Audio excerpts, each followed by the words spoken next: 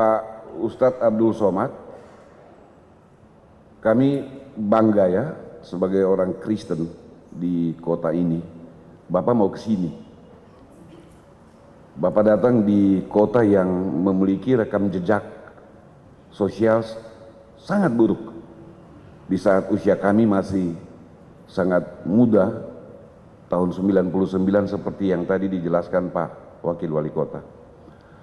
Sebab bagi kami, kedatangan tokoh-tokoh agama yang karismatik seperti Pak Abdul Somad, kami yakini selalu saja mendatangkan pencerahan bagi masyarakat di Kota Ambon.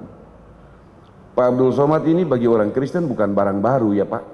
Kami sering dengar, bahkan di kalangan Kristen ada orang-orang Kristen yang sedikit, yang agak nyinyir mendengar ceramah-ceramah Pak Abdul Somad. Itu wajar Pak, karena memang setiap agama pasti saja ada kelompok-kelompok yang fundamental. Ada kelompok-kelompok yang betul-betul memagari agamanya sedemikian rupa sehingga tidak boleh diganggu. Waktu kami diundang hadir oleh Pak Wakil Wali Kota untuk membicarakan kedatangan Pak Abdul Somad, bagi kami itu sesuatu yang menguntungkan. Sehingga kami berharap pelaksana Pak Rifki, kalau Pak Abdul Somad bikin ceramah atau dakwah, tolong disiarkan juga streaming. Karena pasti orang-orang Kristen di Ambon ingin dengar. Ada kebaikan-kebaikan yang selalu muncul dalam ceramah-ceramah Pak Abdul Somad, dan kebaikan-kebaikan itu selalu bersifat universal, melintasi batas-batas kehidupan yang dipagari karena agama. Kebaikan itu pada dirinya sendiri tidak bisa dibendung oleh agama. Bahkan agama yang seringkali mengeluarkan kebaikan-kebaikan berdasarkan ajarannya itu. Oleh Ustadz Abdul Somad. Kepada Bapak Ustadz Abdul Somad, disilakan.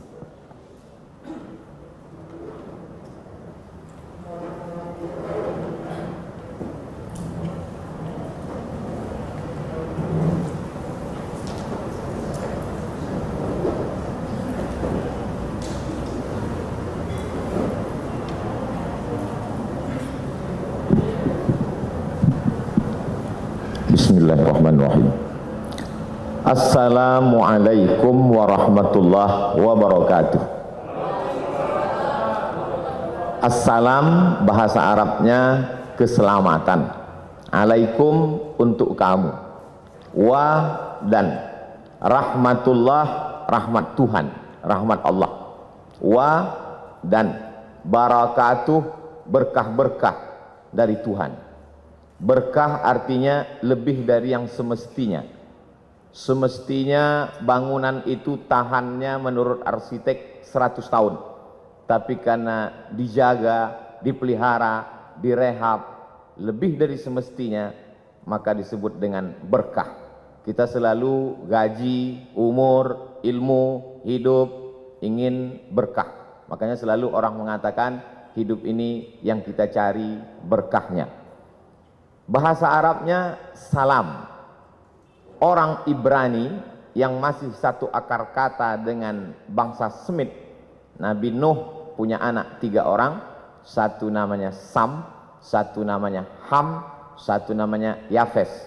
Sam itu pecahannya adalah Arab dan Ibrani. Orang Arab menyebut salam, assalamualaikum, orang Ibrani menyebut shalom. Lalu kemudian ketika sampai ke tempat kita menjadi selamat, makanya disebut selamat siang karena kebetulan acaranya dibuat siang. Salam sejahtera, tambahan, kombinasi, modifikasi dari bahasa Arab dan bahasa Indonesia. Ada salamnya, ada sejahtera. Istilah-istilah yang lain tidak saya sebutkan karena takut silap dan salah, karena acara ini direkam, di-streamingkan. Takutnya kerukunannya tidak tercapai, malah silapnya yang viral. 3 jam perjalanan. Tadi malam kami bertolak jam 2 dari Jakarta. Kemudian saya lihat matahari sudah mulai terbit. Kami pun sampai ke Pattimura Airport. Selama ini Pahlawan nasional itu hanya kami lihat di uang 1.000 saja. Tapi hari ini sudah sampai. Sebagai bukti kami ambillah foto berlatar belakang background Pattimura Airport.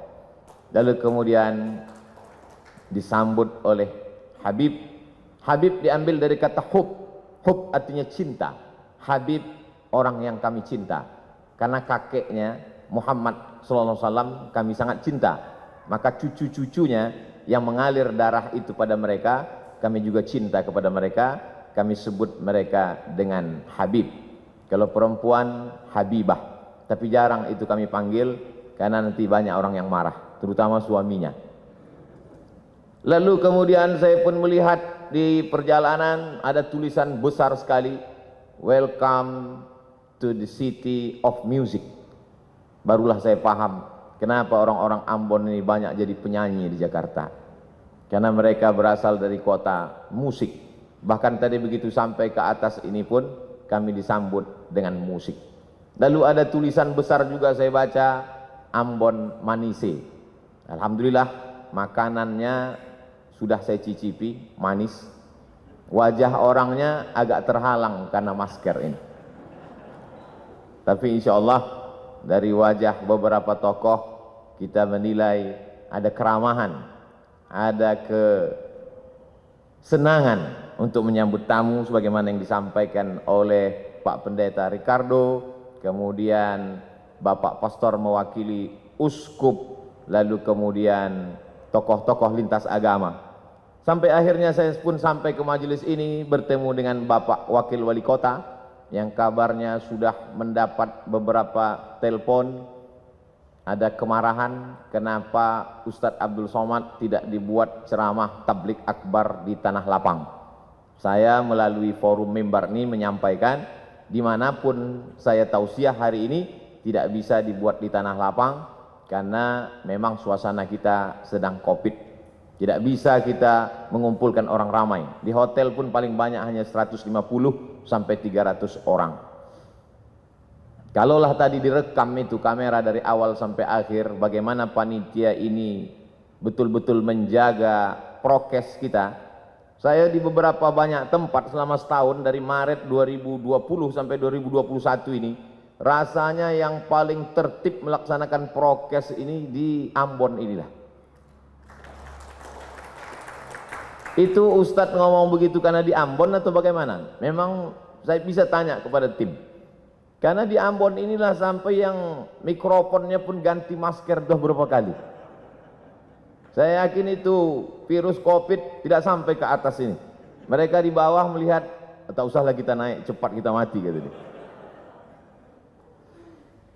Alhamdulillah bertemu dengan Pak Wakil Wali Kota. Bapak Wali Kota tidak bisa hadir karena sedang ada kegiatan di Jakarta. Ini perlu saya sampaikan supaya jangan ada fitnah di antara kita. Lalu kemudian bertemu pula dengan Bapak Kapolresta Ambon. Saya pikir sudah 3 jam perjalanan naik pesawat itu akan bertemu orang jauh. Ternyata orang sekampung juga dari Sumatera Utara. Lalu kemudian sangat membahagiakan berjumpa dengan para alim ulama, Ketua Majelis Ulama Indonesia, Ketua Majelis Ulama Indonesia Provinsi Maluku dan Kota Ambon. Tokoh-tokoh, orang-orang tua yang tak dapat saya sebutkan satu persatu, insya Allah semuanya selalu mendapat keberkahan hidup. Saya ingin supaya kawan-kawan sahabat-sahabat yang dari portal berita maupun koran media cetak, tolong ditulis berita ini betul-betul bahwa Abdul Somad beramah tamah dengan tokoh lintas agama. Jangan besok keluar lomba ceramah lintas agama. Ada sebuah kampung di Pulau Sumatera, tepatnya di Provinsi Sumatera Utara. Kampung itu bernama Silau Laut, bisa ditulis di Google, Silau Laut. Dia disebut laut karena memang di tepi laut, cuman tidaklah seindah Laut Ambon.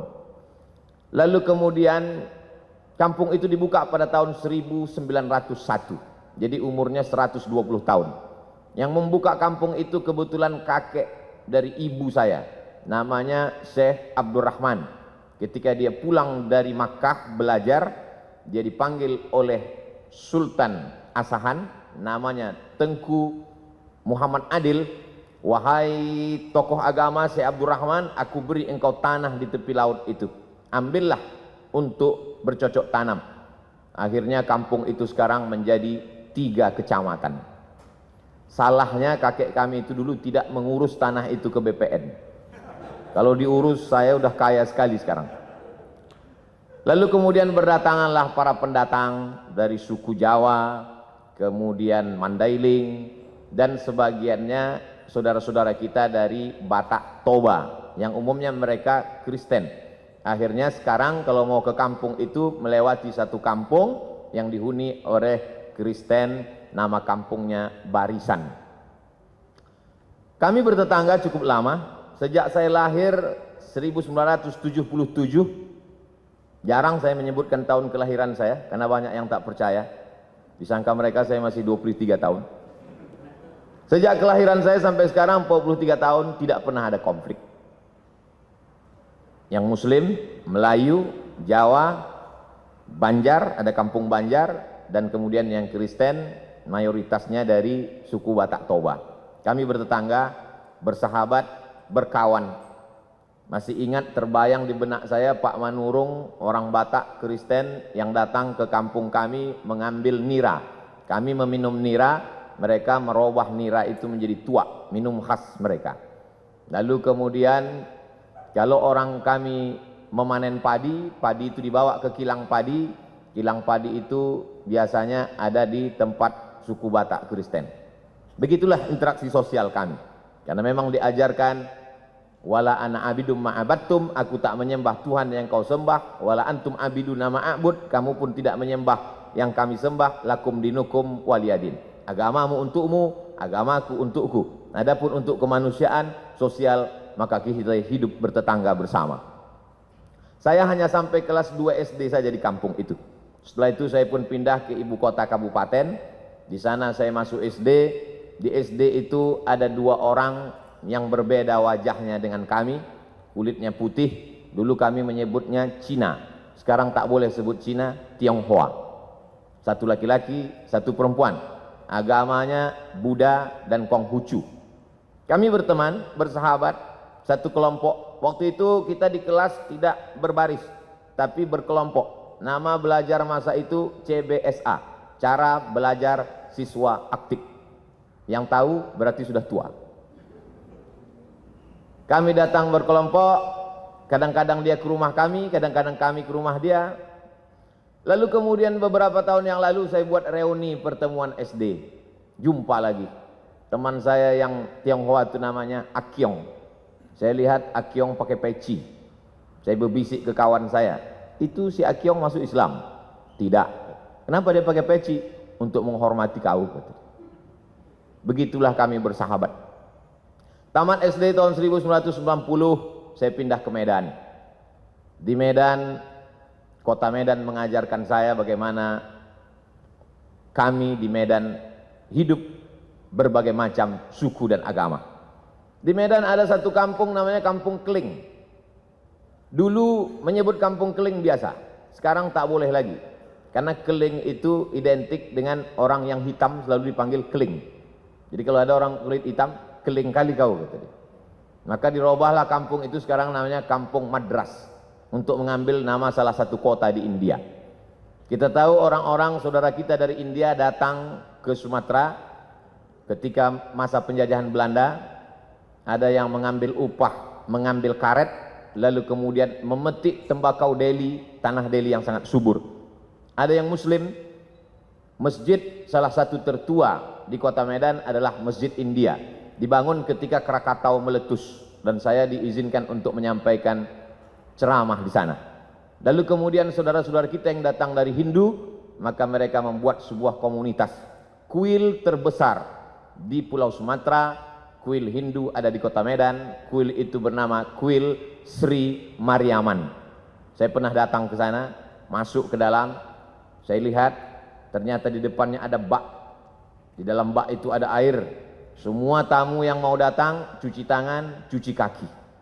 Lalu saya pikir, oh ternyata berwuduk juga mereka.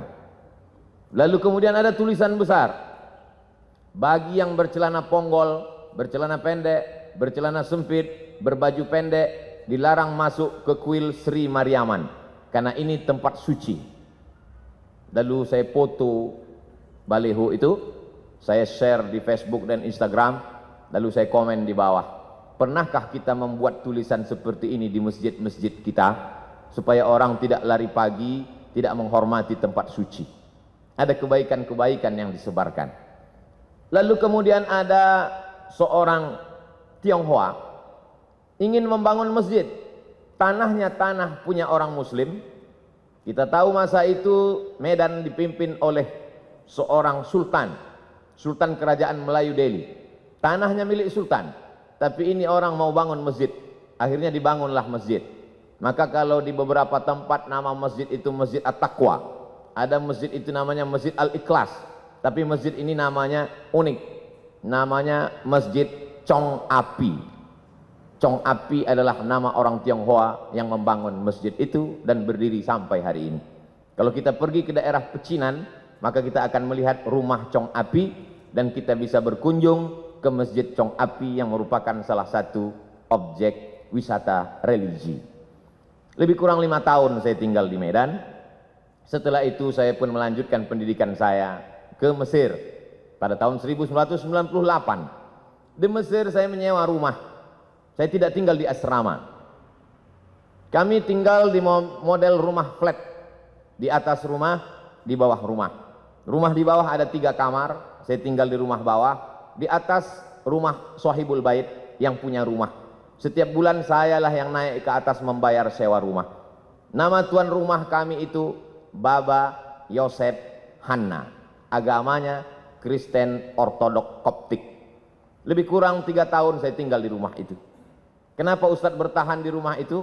Karena itulah rumah yang paling murah. Suatu ketika Baba Yosef Hanna mengeluh kepada saya. Ya Beni, dia pakai bahasa Arab juga.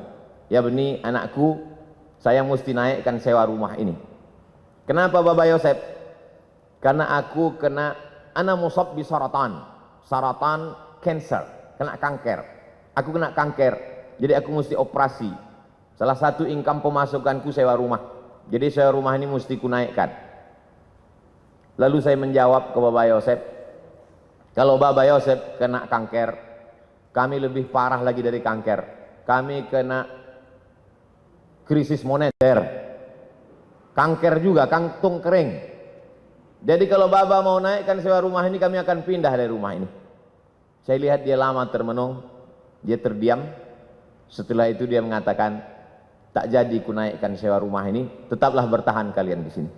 Sampai akhirnya saya pulang tahun 2002, bulan November, adik-adik kelas saya tetap melanjutkan rumah itu. Sampai saya datang 2017, rumah itu masih tetap ada tegak berdiri, tapi adik-adik kelas saya sudah pindah semuanya, karena memang lokasi itu sudah direnovasi. Sudah tidak layak lagi, rumah itu sudah menjadi rumah tua. Tapi kenangan itu tetaplah menjadi kenangan abadi dalam hati dan pikiran saya. Lalu kemudian pada tahun 2008 setelah belajar di Maroko, saya pun pulang. Saya menjadi ustadz. Saya menjadi tokoh agama Islam. Tetangga-tetangga, sahabat-sahabat SD saya tetap menganggap saya sebagai Abdul Somad yang dulu. Sampai akhirnya datang suatu undangan ceramah. Saya simpan dalam screenshot, sampai hari ini saya simpan. WA dari Pak Dedi di lapangan Kostrad, dia tentara di Jakarta. Ustadz Abdul Somad, saya mau mengundang Anda ceramah di lapangan Kostrad. Waktu itu belum COVID lagi. Saya tanya, Pak Dedi dapat nomor saya dari mana? Dapat dari tetanggamu yang Kristen Protestan, dia termasuk jemaat HKBP, Huria Kristen Batak Protestan, marganya Panjaitan. Masih kenal? Oh kenal, dia tetangga, dekat rumah saya dulu waktu sekolah. Dari nomor dialah aku dapat jadwal ceramah ini. Biasanya kalau ada orang mengundang saya dari satu kota, saya beri ke koordinator kota itu. Kalau dia Jakarta, saya beri ke koordinator UAS, Ustadz Abdul Somad DKI Jakarta, Jabodetabek. Kalau dia datang dari Sumatera Utara, saya kasih ke koordinator. Tapi ini langsung ke saya. Saya bilang, insya Allah saya akan datang. Lalu kata Pak Dedi, katanya mengundang Ustadz Somad susah, payah, menunggu sekian lama. Kenapa bisa langsung dapat? Kalau kalian mau cepat dapat, undanglah melalui tetanggaku yang Kristen itu. Sebulan yang lalu, tetangga saya, lain orang, dia kirim foto rumah mengaji, dindingnya belum disemen, atapnya tidak pakai dek, anak-anak belajar Quran di lantai. Adinda Abdul Somad, itu tempat mengaji itu adalah rumah si Joni, tepatnya di depan rumah si Hot Maharahap. Aku mohon kau dukunglah tempat mengaji ini. Padahal dia Kristen. Dia ingin supaya tempat mengaji itu saya support. Akhirnya saya hubungilah tim Yayasan Tabung, Yayasan Wakaf Hajah Rohana. Setelah mak saya meninggal, saya buat program kemanusiaan untuk memberi makan fakir miskin. Namanya Yayasan Wakaf Hajah Rohana. Saya minta supaya tim mensurvei tempat itu. Akhirnya tempat itu disurvei, berapa lantai yang perlu diperbaiki, berapa harga semen untuk menutup dinding, berapa tikar plastik dan meja, berapa lampu yang mesti diganti dan lain sebagainya. Akhirnya guru-guru mengaji mengucapkan terima kasih. Terima kasih Ustadz. Dari mana Ustadz dapat info dari kami? Dari tetanggaku yang dulu masa kecil sahabatku. Rupanya dia tak sampai hati kali melihat kalian mengaji di lantai. Akhirnya dia WA saya dan hari ini tetap terjalin. Saya bukan ingin membanding-bandingkan kampung saya dengan Ambon. Tentu tidak bisa mengimbangi yang 100 tahun menurut pakar internasional memperbaiki psikologis orang Ambon perlu 100 tahun. Tapi di Ambon cukup hanya 10 tahun sudah selesai. Ini keberkahan. Jadi kedatangan saya kemari adalah untuk mengunjungi saudara-saudara saya sebangsa dan setanah air. Adapun ceramah saya di masjid, di kantor, semuanya direkam melalui kamera.